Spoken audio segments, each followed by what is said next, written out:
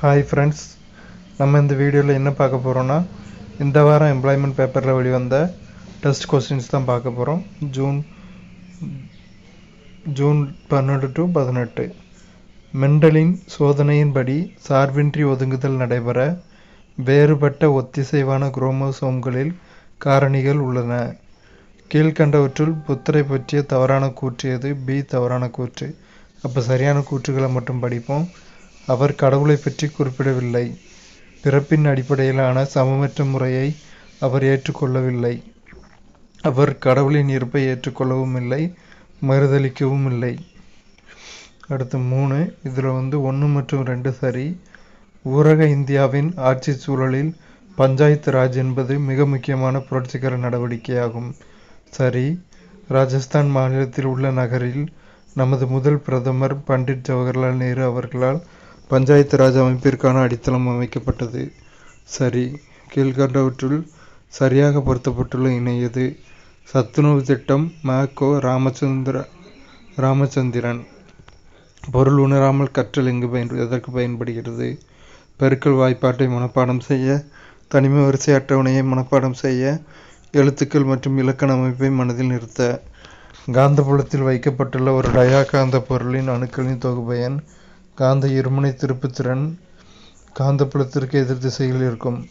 தொலைக்காட்சியில் காட்சி சைகையின் அதிர்வெண் மெகாஹெர்ட்ஸ்களில் உள்ளது. தொலைக்காட்சியில் காட்சி சைகையின் அதிர்வெண் மெகாஹெர்ட்ஸ்களில் உள்ளது. ஒளிச்சேர்க்கைக்கு மிக அதிகமாக பயன்படும் நிறமி குளோரோஃபில் ஏ. கீழ்காணும் உயிரினங்களில் எதில் முற்றிலுமாக செல்சுவர் காணப்படவில்லை? கடல் விசிறி ஹார்கோனியா. காற்று சுவாசத்தின் முதல் நிலை கிளைகாலிசிஸ். பொறுத்துக. சித்தன்னவாசல் வரலாற்று நினைவிடம்.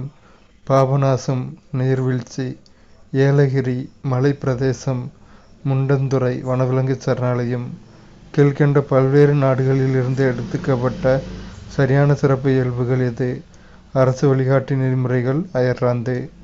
அரசியலமைப்பு விதி ஆர்டிகிள் 3 கீழ் இந்திய பாராளுமன்றத்திற்கு இவற்றுக்கு அதிகாரம் வழங்கப்பட்டுள்ளது. ஒரு புது மாநிலம் அமைக்க, ஒரு மாநிலத்தின் நிலப்பரப்பை அதிகரிக்க அல்லது குறைக்க, மாநிலங்களின் எல்லைகளை மாற்றியமைக்க. அரசியலமைப்பு விதி ஆர்டிகிள் 3 கீழ் இந்திய பாராளுமன்றத்திற்கு இவற்றுக்கு அதிகாரம் வழங்கப்பட்டுள்ளது. இது படித்தாச்சு. ஒன்ஸ் மோர் சொல்லிட்டேன். அடுத்து 2 மேக்ஸு. அதுக்கு அடுத்து NH-44 தமிழ்நாட்டின் மிக நீளமான நெடுஞ்சாலையாகும். இது ஓசூரில் இருந்து கன்னியாகுமரி வரை செல்கிறது. சரியான கூற்றை தேர்வு செய்க. 3 மற்றும் 4 சரி. முத்து அடுகநாதர் காளையார்கோவில் போரில் இறந்தார். தீரன் சின்னமலையும் அவரது சகோதரர்களும் சங்ககிரி கோட்டையில் தூக்கிலிடப்பட்டனர். திட்ட கமிஷன் அமைக்கப்பட்ட வருடம் 1950. லோக்சபையில் உள்ள மொத்த உறுப்பினர்களின் எண்ணிக்கை 543. இப்போ தான் நமக்கு எலெக்ஷன் முடிஞ்சு